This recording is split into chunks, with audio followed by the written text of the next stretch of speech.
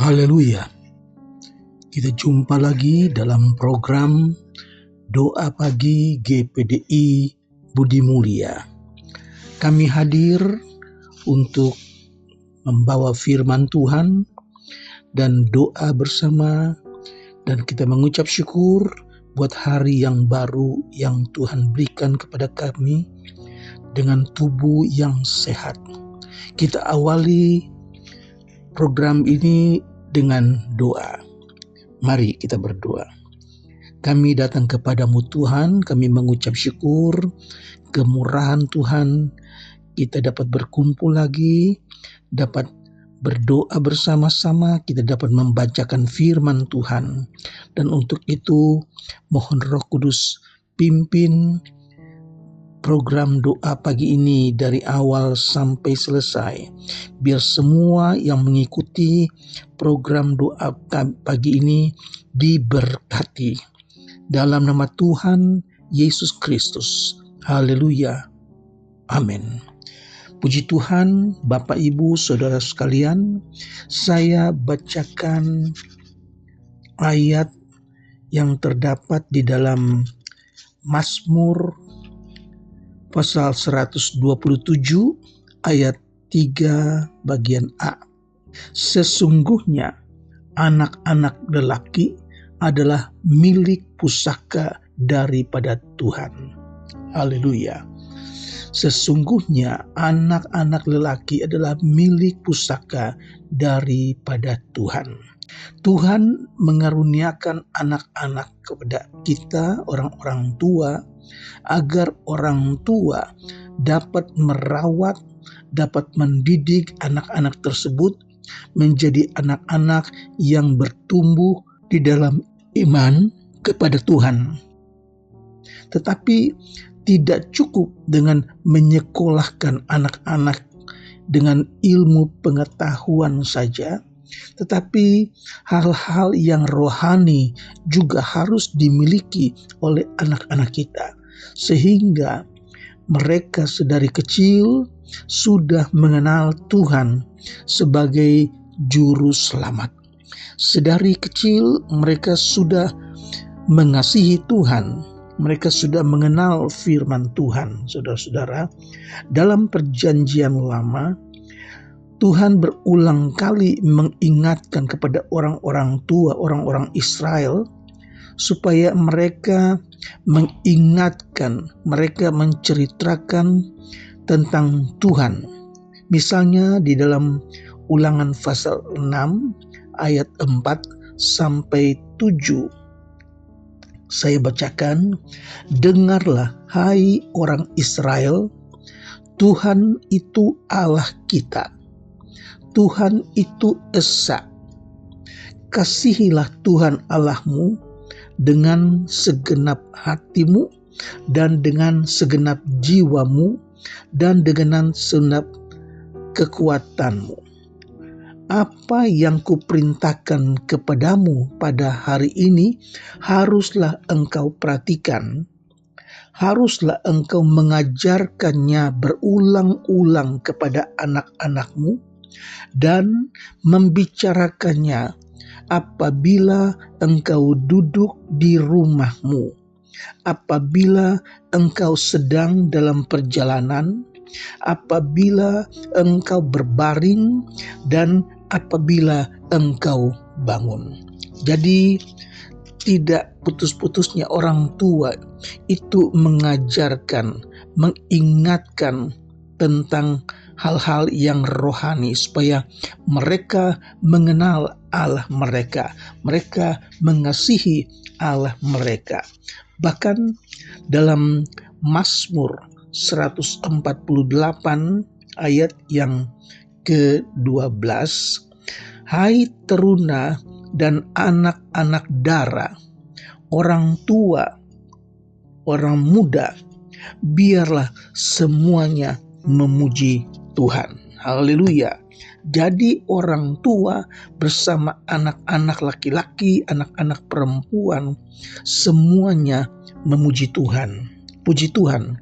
Syukur bila ada orang-orang tua yang dengan anak-anak laki-laki, dengan anak-anaknya yang perempuan dapat memuji Tuhan bersama-sama. Dan biasanya orang tua dan anak-anak memuji Tuhan ketika mereka datang beribadah di rumah Tuhan.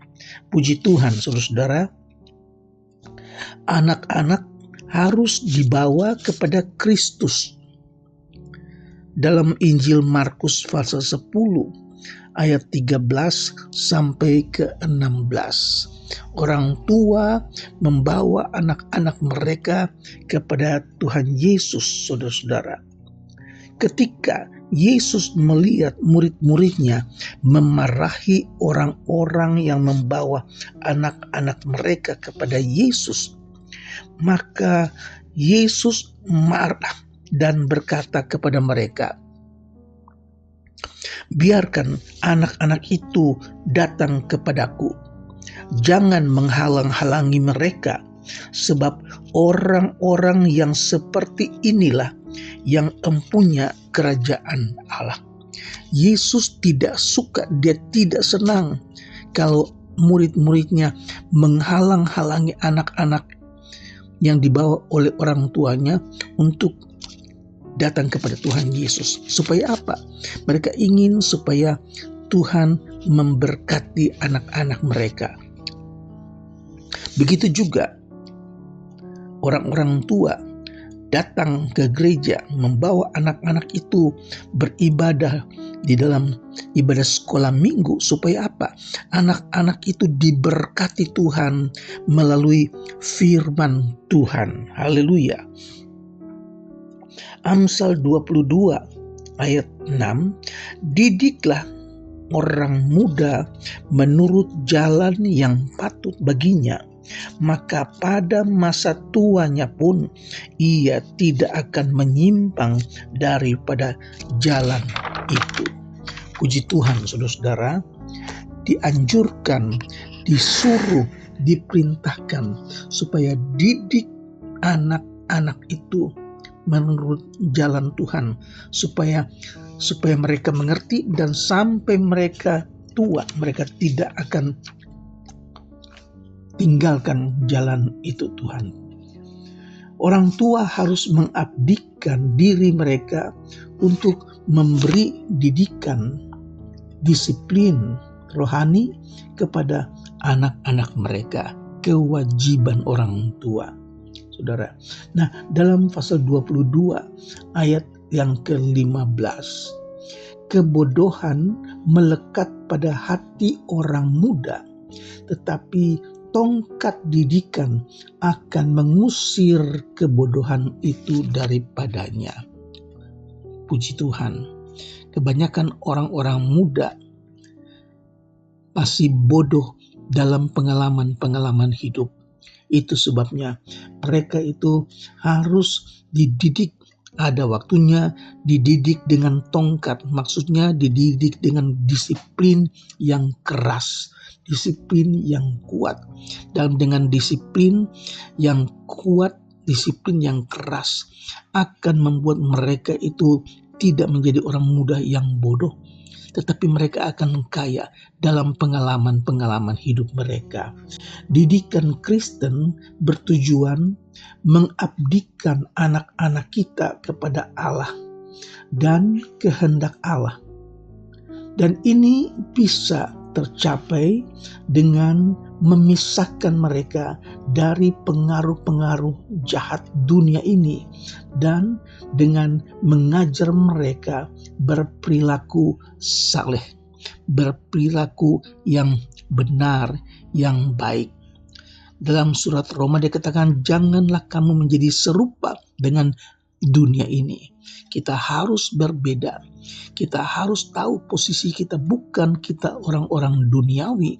Kebiasaan-kebiasaan duniawi itu tidak boleh kita miliki.